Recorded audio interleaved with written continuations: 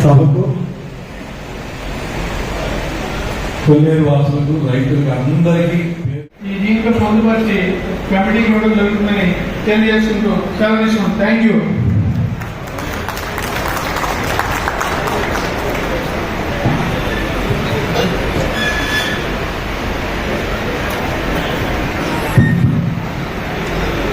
దయచేసి అందరికీ నమస్కారం. మళ్ళీ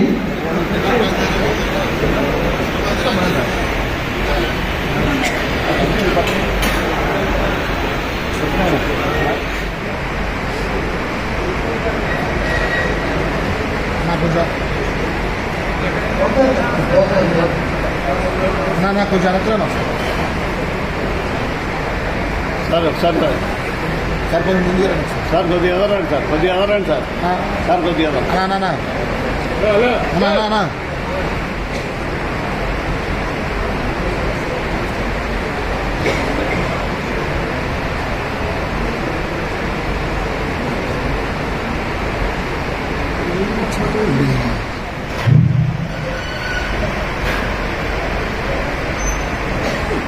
ఎన్నికల ఆధ్వర్యంలో ఏదైతే డాక్టర్ బాబాసాహెబ్ అంబేద్కర్ గారి రాజ్యాంగం ప్రకారం ఏర్పడినటువంటి భారతదేశ అత్యున్నత న్యాయస్థానం సుప్రీంకోర్టు వారు సెంట్రల్ ఎన్విరాన్మెంట్ కమిటీ వారిని కొల్లేరుకి సంబంధించిన కొన్ని సమస్యల మీద తిరిగి పునఃపరిశీలించి వాస్తవ పరిస్థితులను తిరిగి అందజేయమని తెలియజేసిన సందర్భంగా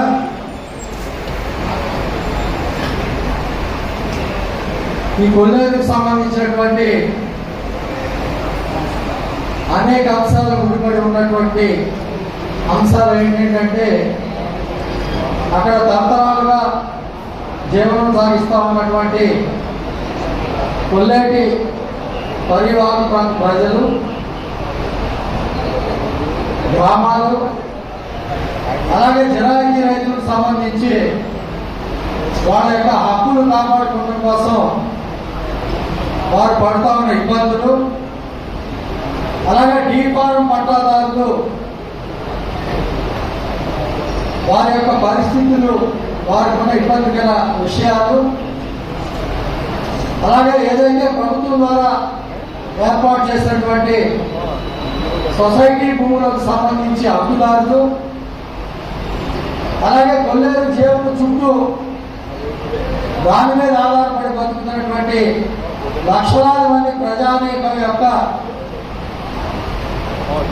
ఆకాంక్షల్ని, వాళ్ళ యొక్క ఇబ్బందుల్ని మరి ఏదైతే ఆ సాధికారత కమిటీ దృష్టికి తీసుకుని వెళ్ళాలంటే వీరందరూ కూడా ఒక చోటకి చేరి వారి వారి సమస్యల్ని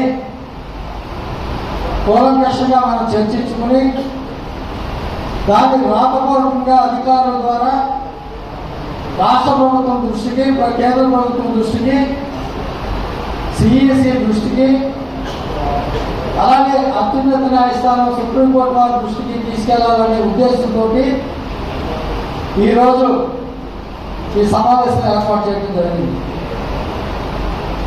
ఈ సమావేశంలో నా ఎదురుగా కూర్చున్న పెద్దలందరూ కూడా అనేక దశాబ్దాలుగా ఈ కొల్లేరు ప్రజల గురించి, స్థితిగతుల గురించి, సమస్యల మీద చాలా జ్ఞానాన్ని,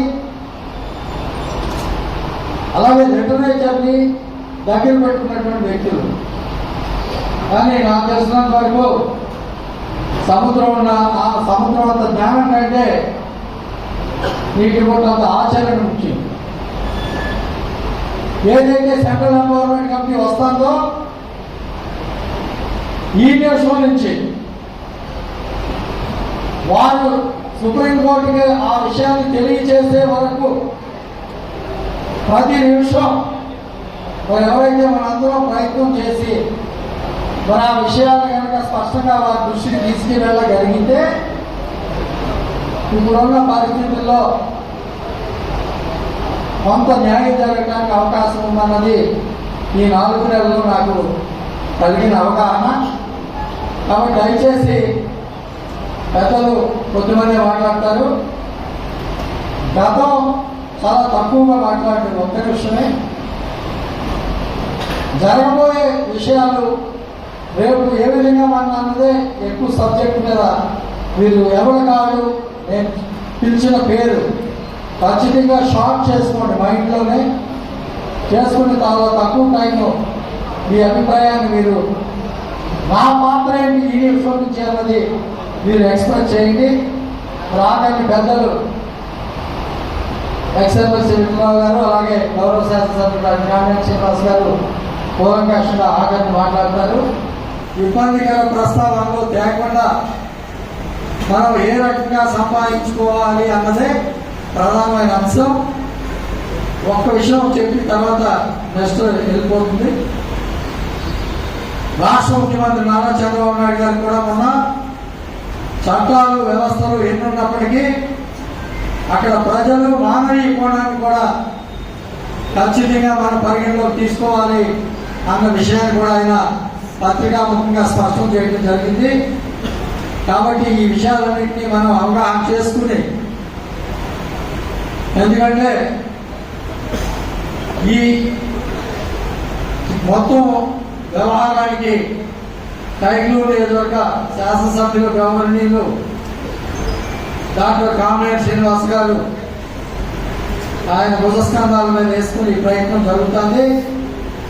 అలాగే యువకులైనప్పటికీ మన గౌరవ పార్లమెంట్ సభ్యులు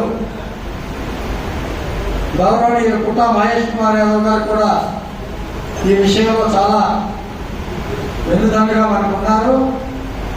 అలాగే కేంద్ర ఉక్కు గనుల శాఖ మంత్రి గౌరవనీయులు భూపతిరాజు శ్రీనివాస్ వర్మ గారు, అలాగే గుండి నియోజకవర్గ శాసనసభ్యులు ఉపసభాపతి గౌరవనీయులు రఘురామకృష్ణరాజు గారు, అలాగే దెందులూరు శాసనసభ్యులు గౌరవనీయులు చింతమనేని ప్రభాకర్ గారు, ఏలూరు శాసనసభ్యులు గౌరవనీయులు వడేటి బుజ్జి గారు, అలాగే ఉంగుటూరు శాసనసభ్యులు గౌరవనీయులు ధర్మరాజు గారు, అనేక మంది ప్రజాప్రతినిధులు ఇటు రాష్ట్ర ప్రభుత్వం మిగతా విషయాలు పెద్దలు చెప్తారు కాబట్టి ఇటు రాష్ట్ర ప్రభుత్వం కేంద్ర ప్రయత్నం చేస్తున్నారు కాబట్టి దయచేసి ముందుగా ప్రస్తుతం జరుగుతూ ఉన్న పరిస్థితులు గత 4 నెలల నుంచి తన భుజస్కంధాల మీద తన ఆలోచనలతో టైంని అన్ని విషయాలను పెట్టి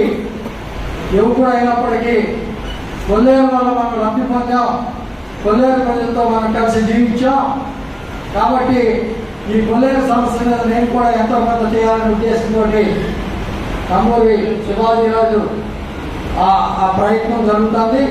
సో బ్రీఫ్గా ప్రస్తుతం ఏ పరిస్థితులు జరుగుతున్నాయి, చట్టాలు ఈ వ్యవస్థలో బ్రీఫ్గా ఆయన మాట్లాడిన తర్వాత కొంతమంది పెద్దలు మాట్లాడిన తర్వాత అప్పుడు మిగతా విషయాన్ని ఎదురు తీసుకెళ్తాం. దయచేసి నాతో సహా మాట్లాడేవాళ్ళు తప్పించి ఎవరు డయాస్ మీద ఉండవద్దు. చేపల చెరువులన్నీ నిరోధించినప్పుడు వాళ్ళ రిపోర్ట్ ఏం ఇచ్చారు అనేది మీకు కానీ మాకు కానీ తెలియదు. ఇప్పుడు మనం దాని మీద మనం ఆ భూముల్లో ఉన్నాము అనే లేము అనేది తెలియజేసుకోవాల్సిన బాధ్యత మన మీద ఉంది. ప్రధానంగా నేను చెప్పొచ్చేది ఏంటంటే ఆ రోజు ఏకపక్షంగా చెరువులు నిర్మూలించారు. నిర్మూలించినప్పుడు ఇచ్చిన రిపోర్ట్ ఏమిటి అనేది మనకు తెలియదు. నాకు తెలిసినంత వరకు ఏదైతే జైంట్ ల్యాండ్స్ ఉన్నాయో 14,860 ఎకరాలు, 7,100 ఎకరాలు జీవా పట్టాన్ని గుర్తించడం జరిగింది. ఈ భూముల్లో ఎవరి భూములో వాళ్ళు సాగు చేసుకుంటూ ఉన్నారు. భూములు అయితే వదిలేసి వెళ్ళిపోలేదు, భూములు ప్రభుత్వం కబ్జాలేదు. ఇక్కడ పూర్తిగా మేము నిరోధించి తొలగించాము. మాట్లాడే వరకు ఒక 12:30 టైం 1 గంటలో క్లోజ్ చేస్తాం కదండి. ఎవరు లేచినా మీకు ఈ కార్యక్రమం మీద ఆసక్తి లేనట్టు. కాబట్టి దయచేసి చాలా విలువైన విషయాలు సిఈసి కమిటీ రావడానికి ప్రధాన కారణం 20 సంవత్సరాల నుంచి ఎన్నో కమిటీలు వచ్చాయి, కానీ ఆ కమిటీలు కోర్టు పంపిస్తే వచ్చాయి. ఏం కావాలని ఆ సమస్య మీద రావడం జరిగింది. ఈ కమిటీకి రావడానికి కూడా ప్రధాన కారణం, ఎప్పుడైతే ఎలక్షన్ ముందు కొల్లేరుకి న్యాయం చేయాలని డాక్టర్ కామినేని శ్రీనివాస్ గారు పట్టుదల పెట్టి ఆయన ఎలక్షన్లోకి రావడం జరిగిందో, ఆయన పట్టుదలకే అంతకుముందు అన్నారు ఆయన, ఎప్పుడైనా ఎలక్షన్ అయ్యాక గెలిచాక నెలలో ఒక రోజు కొల్లేరు కోసం మాట్లాడదాం అన్నారు. కానీ గెలిచిన కాడి నుంచి రోజుకి 10 గంటల నుండి 5 గంటలు కొల్లేరు కోసమే మాట్లాడుతున్నారు ఆయన. ఇవాళ కమిటీ రావాలన్నా, లేదా సీఎం గారు మాట్లాడాలన్నా, పవన్ కళ్యాణ్ గారు మాట్లాడాలన్నా శ్రీనివాస్ గారు ముందుండి, అలాగే ఆయన తోడు యువకుడు ఉత్సాహవంతుడు నిజంగా ఎంపీ గారు ఢిల్లీలో ఈ కోర్టు పనుల్లో తిరగడం గొప్ప విజయానికి ముందు కారణమని అడుగుతున్నాం. అలాగే మిగిలిన ఎమ్మెల్యేలు కూడా అందరూ సహకరిస్తున్నారు. ఇవాళ అన్ని గ్రామాల నుంచి పిలిచింది ఉంటే ఇక్కడ రైతులు వేరు, గ్రామాలు వేరు అని కొంత వదంతి వస్తుంది. నిజంగా నాకు ఇంకా మీడియా సోదరులు అడిగేవారు నాకు తెలియదు. రైతులు వేరు కాదండి. ఇవాళ కొల్లేరు ప్రాంతంలో దగ్గర డబ్బు లేదు, కోర్టు వేయాలంటే మేము తిరగలేమనే ఆలోచనతో మా ఎమ్మెల్యే గారు శ్రీనివాస్ గారు రైతులు పిలిచి ఏ గ్రామాన్ని కూడా డబ్బులు అడగొద్దు, ఆ బాధ్యత ఏదంటే మీరు కలిసి ముందు నడిపించండి అని ఈ కార్యక్రమానికి రాణ్యాడ్ బాబు గారు కానీ, నాకు మాట్లాడిన శివాజీ గారు కానీ, అలాగే శ్రీకాంత్ గారు కానీ పూర్తి బాధ్యత వహించి ఈ కార్యక్రమం ముందుకు తీసుకెళ్తున్నారు. కానీ రైతులు వేరు, గ్రామాలు వేరు కాదండి. మా బాధలు కూడా, మా గ్రామాల బాధలు కూడా వాళ్ళే అందులో ఇంక్లూడ్ చేసి ఆ సమస్యల మీద మనం కేటాయడం జరుగుతుంది. మేము వెళ్తున్నాం, మేమంతా ఒకటే. అలాగే కొన్ని గ్రామాలు కూడా డివైడ్ చేసి అడిగారు, బ్రతుకోవడానికి గుడాలంగా మీకు వస్తుందా అని. ఆ గ్రామాలు కూడా మాకు ముందే ఉన్నాయి, మాతోనే కలుస్తున్నాయి. ప్రతి ఒక్కరు మేము ఇప్పుడు ఒకటే కోరుకుంటున్నాం. అన్ని గ్రామాల్లో ఇక్కడ పెరగడానికి కారణం ఒకటే, సిఇసి కమిటీ వచ్చినప్పుడు సడన్గా ఏదైనా తెలియని పెద్ద గ్రామం, చిన్న గ్రామం వచ్చినప్పుడు ఆ సమస్యను ఎలా చెప్తారు, ఏం చెప్తారు, ఇంకా ఇది రాదు, ఈ కమిటీ ఇది లాస్ట్, ఇది ఇక్కడ నాయకులు పూర్తిగా బాధ్యత వహించారు కాబట్టి వస్తుంది కనుక ఆ సమస్యను సద్వినియోగం చేసుకోవాలంటే మనం ఏం చెప్పాలి అనే విషయం కోసం ఇక్కడ పిలిచాం. మనకు కావాల్సినవి ఇక్కడ రైతులు చెప్పినయో నాయకులు చెప్పినయో ఎందరో లోకంలో ప్రజలు ఆడామగా కమిటీ వచ్చినప్పుడు వచ్చి మీ బాధ సాధనలు చెప్తేనే వింటారు. ఏం చెప్తారో తెలియదు కాబట్టి ఇక్కడ అవగాహన పెట్టడం జరిగింది. దానికి ఎమ్మెల్యే గారు కూడా ముందు చెప్పి ముందు మీటింగ్ పెట్టి గ్రామాలు ఏ గ్రామాలు తెలియదు కాబట్టి ముందర అవగాహన కల్పించమన్నారు. కనుక మనం ఒకటే, ప్రతి గ్రామంలో శ్మశాన వాటికి కానీ, ఇల్లు కట్టుకునే ఇల్లు స్థలం కానీ, మంచినీళ్ళ చెరువు కానీ, రోడ్లు కానీ కాంటూరులోనే ఉన్నాయి. మనం బ్రతికేది కాంటూరులోనే. అయ్యా మా గ్రామానికి సొసైటీ చెరువు గతంలో 20 ఎకరాలు ఇస్తే అప్పుడు 100 మంది ఉన్నారు, ఇప్పుడు 1000 మంది అయ్యాము. కనుక ఆ సొసైటీ సాధన మాకు పెంచాలండి. మా రోడ్లు వేసుకోవడానికి పర్మిషన్ కల్పించండి, కాంటూరులో ఉన్నాయండి, వేసుకోవడానికి పర్మిషన్ ఇవ్వండి. మంచినీళ్ళ చెరువు గతంలో 5 ఎకరాలు ఇస్తే ఇప్పుడు 10 ఎకరాలు రావాలండి. ఇలా ఇల్లు కట్టుకోవడానికి స్థలం ఉంటుంది కానీ కాంటూరులో ఉంటుంది, పట్టా ఇవ్వట్లేదు. ఆ పట్టా ఇప్పించండి. ఇప్పుడు మీ బ్రతికేరు జనం పెరిగేది కాబట్టి ఇల్లు స్థలాలు కూడా మనిషికి 2 సెంట్లు ఇవ్వండి అని అడగటం. ఆ ఇల్లు స్థలాలు ప్రతి చోట కొల్లేరులో ఉన్నాం, మేము పూడ్చుకోవడానికి మట్టి కాంటూరులో ఉంటుంది, దాన్ని తీసుకోవడానికి అసలు పర్మిషన్ ఇవ్వట్లేదు. ఆ మట్టి పూడ్చుకోవడానికి కూడా మాకు పర్మిషన్ ఇవ్వండి. అలాగే పూడుకొని డ్రైన్లు తప్పనిసరి ఆ క్లియర్ చేసుకునే అవకాశం ఇవ్వండి. ప్రధానంగా ఉపాధి పనులు 25 మిషన్స్లో పనిచేసాము. తర్వాత 10 ఇయర్స్ ఇండస్ట్రీలో పనిచేసి ఫుడ్ ఫర్ ఇండియా రిక్రూట్ చేశాను. గత 5 సంవత్సరాల నుంచి నేను మా ఊరు వచ్చేసి వ్యవసాయం డెవలప్మెంట్ చేసుకుంటూ ఈ కొల్లేరు సమస్య ఏమిటి అని చెప్పి నేను రిసెర్చ్ స్టార్ట్ చేశాను. కొల్లేరు సమస్య ఈ సంవత్సరం రేపు సెప్టెంబర్లో 30 సంవత్సరాలు పూర్తవుతుంది. 30 సంవత్సరాల్లో సమస్యని మనం ఒకే సమస్యలో చెప్పలేమో అనిపించింది. సమస్య కొల్లేరు సమస్య ఒకటి కాదు, అది 10 రకాల గ్రూపులు కానీ లేకపోతే 10 రకాల డిఫరెంట్ డెమోగ్రాఫిక్ గ్రూప్స్ కానీ ఉంది. దాన్ని ప్రజెంట్ చేయడంలో ఇప్పటి వరకు మన మొదలైన ప్రజలంతా కూడా విఫలమనిపించింది నాకు. ఎందుకంటే మనం దీనికి 2006, 2008 అసెంబ్లీ రెజల్యూషన్కి అంగీకరించి వచ్చినాక మనం 3 కాంటూర్ మార్చుకొని ఒకటే మాట చెప్తామంట, ఏం చెప్పట్లేదు. మన దగ్గర డబ్బులు లేక చేపల సంఘం ద్వారా మనం వెళ్తున్నామని చెప్తున్నాం. ఇవాళ 75 కుటుంబాలు ఉన్నాయి. కుటుంబానికి ఒక 500 రూపాయలు వేసుకున్నా మనం కూడా సుప్రీంకోర్టులో ఒక రిట్ వేసి మనం కూడా ఉన్నామని చెప్పి సుప్రీంకోర్టులో చెప్పుకోవడానికి చాలా కష్టాలు ఉన్నాయి. ప్రతిదీ ఒకరి మీద ఆధారపడకుండా మనం కూడా కొల్లేరు ప్రాంతంలో మన ప్రాంత జనాభా ఉన్నారు. ఇక్కడ ఎస్సీలు ఉన్నారు, బీసీలు ఉన్నారు, ఓటీలు ఉన్నారు.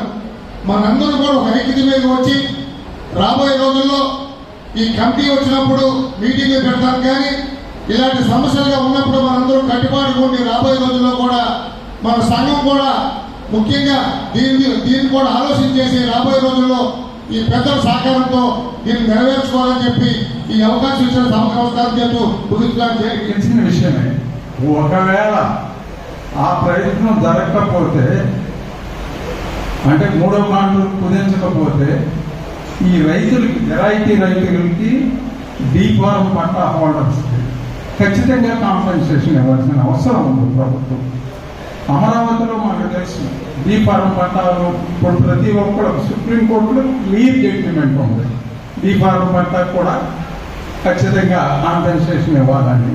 కనుక మేము మ్యాక్సిమం 3వ కాంటూర్కే కుదించమని చెప్తున్నాము. రైతులు అందరం రిక్వెస్ట్ చేస్తున్నాము. అది అవకాశాన్ని మరి మీరు ఏ రకమైన ప్రజాప్రతినిధులు మీరందరూ కలిసి ఎలా చేస్తే బాగుంటుందో ఆలోచన చేయండి. ఎందుకంటే ప్రజాప్రతినిధులకే అవకాశం ఉంటుంది. సీఎం గారితో మాట్లాడినా, సీఎం గారితో మాట్లాడినా మేమంతా బయట అరిచి గోల్ చేయడం తప్ప అందుకంటే ఏం చేయలేము. దయచేసి మీరు ఇది సామరస్యంగా 3వ కాంటూర్కి కుదించడానికి ప్రయత్నం చేయండి. లేనిచో ఈ ఇంచల్లో రాష్ట్ర ప్రభుత్వం అమలు చేస్తే అందరికీ రిలీఫ్ జరుగుతుంది. కాబట్టి దయచేసి మీకు అన్ని తెలుసు సబ్జెక్ట్ మళ్ళీ నేను చెప్పడం కూడా గర్వం కాదు. దయచేసి అనేక సామాజిక వర్గాలు ఉన్నాయి కాబట్టి ఈ ప్రయత్నంలో తను కూడా కుర్రోడు అయినప్పటికీ ఎప్పటి నుంచో మనందరూ చిరకాల వాంఛ కొల్లేరు సమస్య పరిష్కారాన్ని. ఆ సమస్య పరిష్కారానికి మన జరిగినటువంటి ఎన్నికల్లో పెద్దలు డాక్టర్ కామినేని శ్రీనివాస్ గారి నోటి నుండి ఏ సమయంలో మాట వచ్చిందేమో కానీ ప్రతి అమ్మవారి సాక్షిగా ఈ కొల్లేరు సమస్యకి నేను ఈ పరిష్కారానికి కృషి చేస్తానని చెప్పడం, అదేవిధంగా మన కూటమి ప్రభుత్వం వచ్చినప్పటి నుంచి కూడా ఈ యొక్క సుప్రీంకోర్టులో అయితే కానీ ఈ సాధికార కమిటీ అయితే కానీ తీసుకురావడానికి ప్రధానమైన పాత్ర పోషిస్తున్నటువంటి పెద్దలు డాక్టర్ కామినేని శ్రీనివాస్ గారికి హృదయపూర్వక ధన్యవాదాలు తెలియజేసుకుంటూ మనందరం కూడా ఊరే నినాదం సిఇసి వచ్చినప్పుడు మనం ఈ కొల్లేరు వచ్చిన తర్వాత కొల్లేరులో మనం ఉన్నాం, కొల్లేరు ప్రజలు ఉన్నాం. 56 తర్వాత వచ్చింది. అదేవిధంగా మనం ఒకే ఒక నినాదం అక్కడ వచ్చినటువంటి సిసి కమిటీకి వలస పక్షుల కోసం కొల్లేరులో ఉన్నటువంటి ప్రజల్ని వలస వెళ్ళిపోయేట్టు చేశారని చెప్పి దాన్ని ఎక్స్పోర్ట్ చేసినట్టుగా మనందరూ చాలా తెలియజేసుకుంటూ మీకు మన గ్రామాల్లో కూడా అందరూ కూడా దీన్ని చైతన్యపరిచి సిసి కమిటీ వచ్చేటప్పుడు మనందరూ కూడా ఐక్యంగా వారికి పెద్ద ఎత్తున మన కొల్లేరు సమస్య పరిష్కారానికి మనందరూ కూడా వాస్తవ పరిస్థితుల్లో దాన్ని వివరించాలని కోరుతూ ఇంకా పెద్దలు చాలా మంది మాట్లాడారు కాబట్టి నాకు ఈ కార్యక్రమంలో అవకాశం ఇచ్చినందుకు ధన్యవాదాలు. ఆధ్వర్యంలో మాకు మీటింగ్ పెట్టుకోవడం జరిగింది. కానీ మీటింగ్ పెట్టుకున్న తర్వాత మనం కమిటీగా ఏర్పడి మన సమస్యల్ని బయట ప్రపంచానికి తెలిసే విధంగా మన సమస్యలన్నీ రోడ్డెక్కుదామని అనుకున్నాము. కానీ అది ఆలస్యమైంది. ఇప్పుడైనా సరే సాధికార కమిటీ అనేది మరి ఇంకా గతంలో కొంచెం రోజుల్లోనే వస్తుంది కాబట్టి దానికి అనుగుణంగా మనం ఎలా ముందుకెళ్ళాలి. ఎందుకంటే మనం అనుకున్నాం ఎమ్మెల్యే గారు కామినేని శ్రీనివాస్ గారు ఇక్కడ నిర్వహణ చేయడం, అలాగే కొల్లేటి పెద్దలు ప్రజలు అందరూ కలిపి ఒకే మాటపై మన అందరం కలిసి ముందుకు వెళ్దామని ఏదైతే మన శ్రీనివాస్ గారు చెప్పారో, మనం గతంలో చూసుకుంటే 2014 నుంచి ఆయన మినిస్టర్గా ఉండగా అంతకుముందు నుంచి కూడా 18 వరకు కూడా పూర్తి స్థాయిలో ఆ కమిటీలన్నింటితో కూడా మాట్లాడి సెంట్రల్ కమిటీలతో కూడా మాట్లాడి అన్నీ చేసుకొచ్చిన తర్వాత మరి ప్రభుత్వం మారడం జరిగింది. దానికి ఆ రోజున చివరి దాకా వచ్చింది అక్కడే ఆగిపోయింది. మొన్న కూడా మేము సీఎం గారి మీటింగ్లో మాట్లాడాం. ఆల్రెడీ సీఎం గారు కూడా ఎంతో అంటే ప్రజల్ని ముందు వాళ్ళకి ఏం కావాల్సి అది చేయడానికి సిద్ధంగా ఉన్నామని మన చంద్రబాబు నాయుడు గారు, అలాగే మన ఉప ముఖ్యమంత్రి పవన్ కళ్యాణ్ గారు కూడా కొల్లేరుని ఎట్టి పరిస్థితిలో మనంతా ప్రజలకి అంటే జిరాయితీలైనా అలాగే డీఫామ్స్ ఉన్నా ఏమున్నా సరే ప్రజలు ఏం కోరుకుంటే అవి చేయడానికి ఈ కోడూరు ప్రభుత్వం సిద్ధంగా ఉందని చెప్తూ, అలాగే కోర్టులో కూడా ఉంది. కోర్టును అనుసరించి అలాగే మనకి ఈ ప్రభుత్వానికి ఈ తీర్మానం జరిగింది. ఆ రోజున ఒక సిద్ధాపురం గ్రామం ఒకటే మీకు బయటికి రావడం జరిగింది. ఎందుకంటే వాళ్ళందరికీ కూడా అవేర్నెస్ ఉంది, వాళ్ళు చేసుకోగలిగారు. మనం కూడా అదే విధంగా ఈరోజు అంటే ఎంపవర్ కమిటీ సెంటర్ నుంచి వస్తుంది కాబట్టి దానికి మీరందరూ కూడా సిద్ధంగా ఉండి మీ గ్రామంలో ఏ అయితే మౌలిక వసతులు కావాలని కోరుకుంటున్నారో అవన్నింటినీ కూడా తీర్చుకోవచ్చు. మనం ఎక్స్ప్లెయిన్ చేసి వాళ్ళందరికీ కూడా, అలాగే కొంతమందికి 3వ కౌంటర్ వరకు కుదించుకుంటే మనకు బాగుంటుంది. ఆ ప్రయత్నం కూడా పూర్తిగా ఈ కూటమి ప్రభుత్వం చేస్తుంది. మనకి ఎలా కావలిస్తే అలాగా చేయడానికి ప్రభుత్వం సిద్ధంగా ఉంది. అలాగే కోర్టును కూడా ఒప్పించాలి మనం. ఇందులో మేము ముఖ్యంగా ఉంది. ఆ రోజున కూడా మన శ్రీనివాస్ గారు ఆల్రెడీ దీన్ని అంతా ఒక మ్యాప్ తయారు చేశారు. మన సీఎం గారితో మాట్లాడినప్పుడు ఈ సమస్య పరిష్కారం దొరుకుతుందో ఆయన తెలియజేయవలసిందిగా కోరుతా ఉన్నారు. చాలా ముందు ఆలోచనతో ఆ రోజు ఎన్టీ రామారావు గారు పర్యావరణ సబ్జెక్ట్ తీసుకొచ్చి దీన్ని ఫారెస్ట్ లింకప్ చేయాలనే ఉద్దేశంతో ప్రభుత్వంలో కొంతమంది సలహా చెప్పినా కూడా ఆయన బంతి షోర్ ఏరియా డెవలప్మెంట్కి పోయాడు. సుజాత గారు, జయరావు గారు, కోడగారు, ఆవిడ ఎంపీ, ఆవిడకి అభ్యర్థి.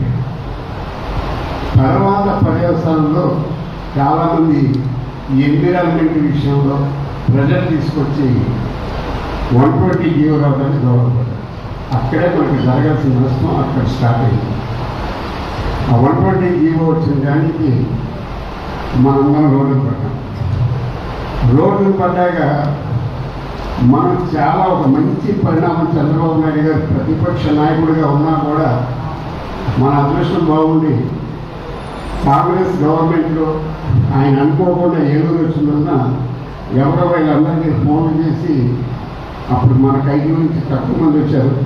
పత్రికోవడం నుంచి వీళ్ళందరూ కూడా వచ్చి రేపు తెల్లారి హౌస్లో చేయాల్సిన డిస్మాండింగ్ అంతా చేసేశారు. సింపతి గెయిన్ చేయడానికి థర్డ్ కాన్పూర్కి అసెంబ్లీలో తీర్మానం పెట్టారు మహానుభావుడు దివంగత ముఖ్యమంత్రి గారు వైఎస్ఆర్. దాన్ని మనం అపోజ్ చేస్తామని అనుకున్నాడు.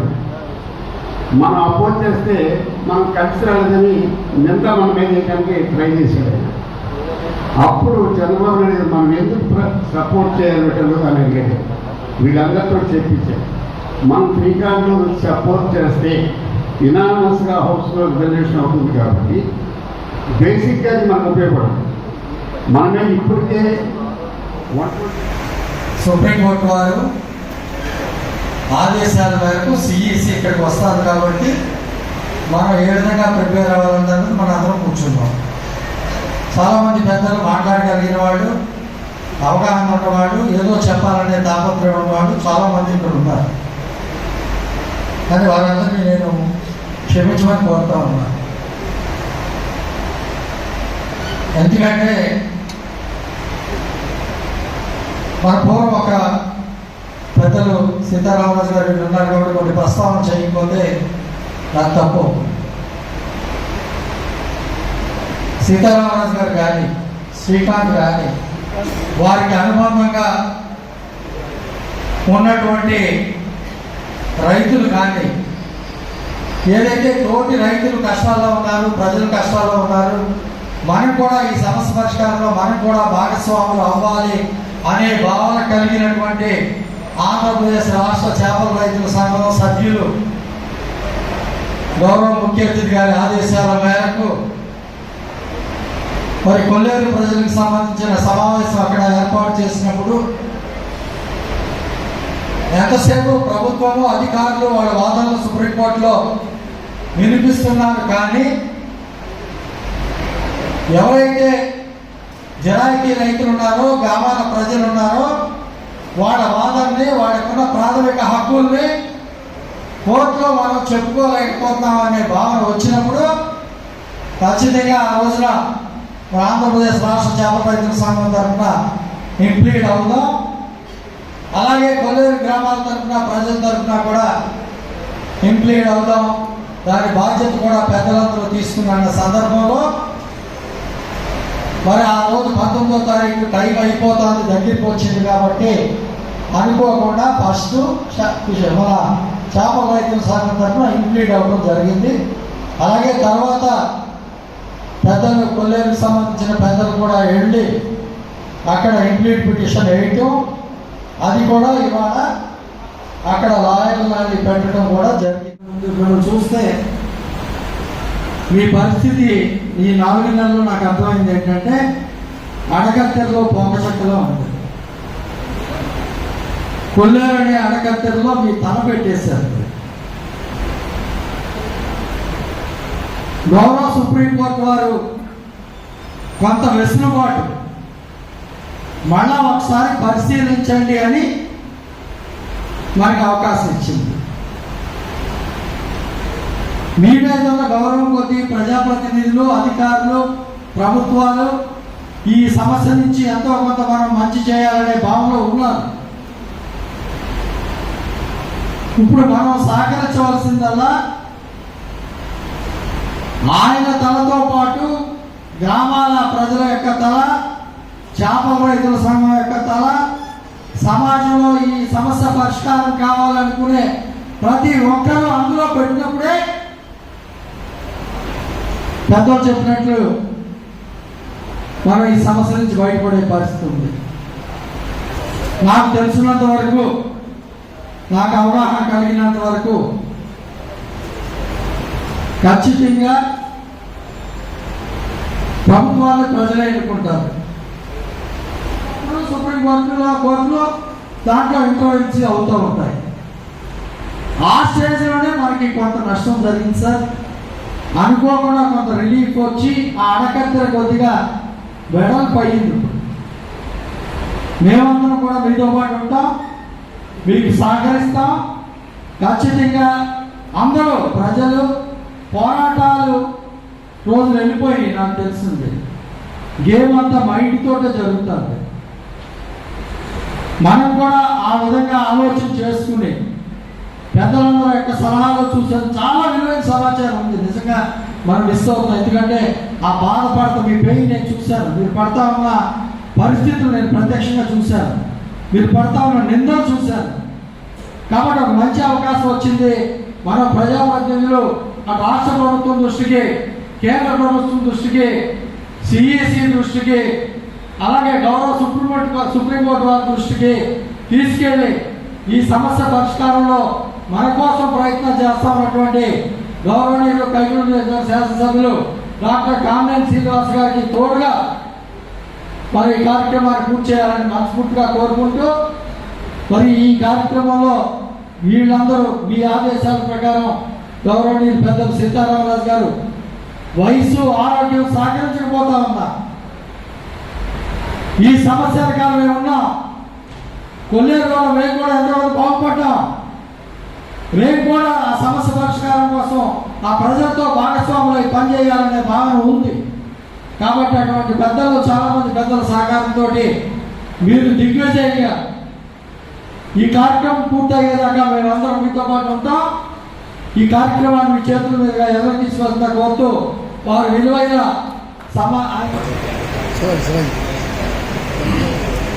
సభకు,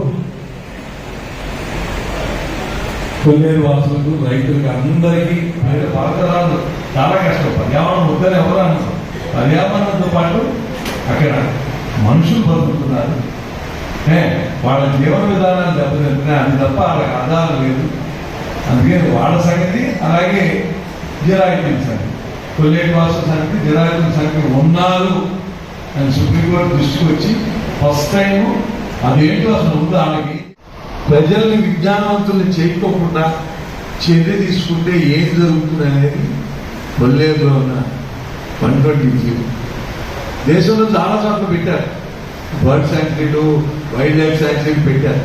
కానీ మనకు వచ్చేసరికి మాత్రమే అదేమీ మ్యాండేటరీ కాదు, అంటే తప్పక చేయాలని కాదు, ఎలా ఉంటుందో చూడమన్నది. కానీ కొల్లేరులో 120 అనే పెడతం అనేది అసలు సాధ్యాసాధ్యాలు కాకుండా ఒక పెద్ద తప్పు జరిగిపోయింది.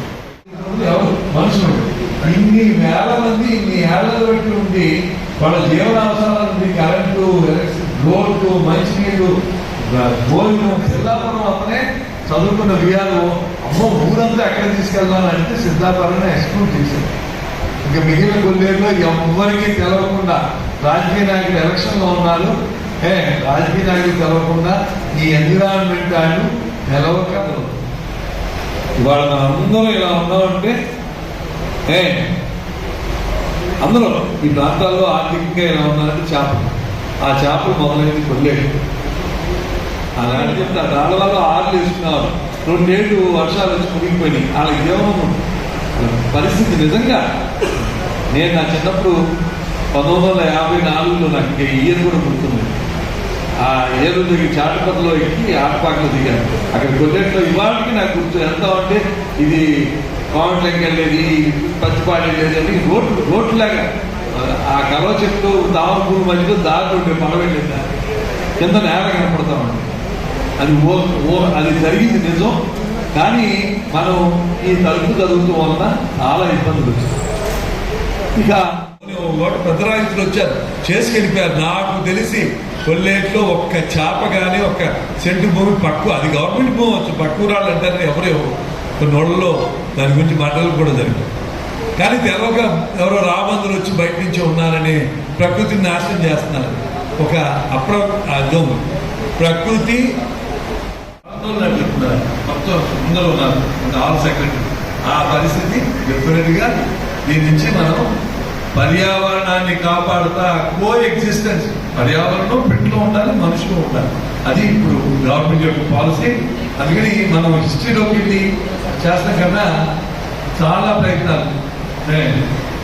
బాబు గారు లాగానే అసెంబ్లీలో తీర్మానం పెట్టారు, అసెంబ్లీలో తీర్మానం మాత్రం పెట్టారు తగ్గించమని కోరిక, ఇక్కడ ఏకగ్రీవ తీర్మానం. తర్వాత మనకి యాక్షన్ ప్లాన్ మొదలుపెట్టి ముందు ఒక ఎమ్మెల్యే గారిది, ఒక పెద్ద ఇండస్ట్రీ ఠాకూర్ గారిది, ఆయన గుండె ఎమ్మెల్యే సర్రాజు గారి చెరువును మొదలు కొట్టారు.